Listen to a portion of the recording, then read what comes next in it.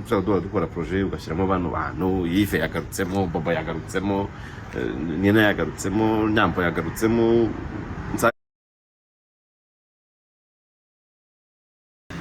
Hello guys, nari murariko ni Daddy uri kuje kubaganiriza, nje kubabwira inkuru nziza, cyo kuba nziza kuri bamwe ariko nawe ire wumbi nziza cyane.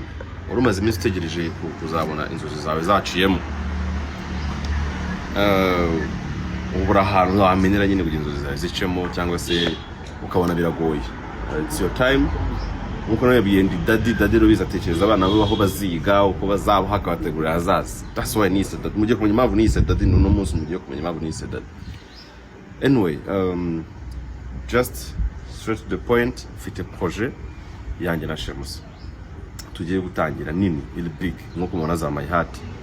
Ariko iyo projet ndayishakamo abantu bashyashya batigeze bakina nawe hamwe, wa muntu nyine utakinye cyangwa se ubona wakinye biraho. Tuko naje gusanga duhora dukora projet ugashyiramo bantu Yves yagarutsemo, Baba yagarutsemo, Nina yagarutsemo, Nyambo yagarutsemo, Nsabe yagarutsemo, yagarutsemo, Bijoro yagarutsemo.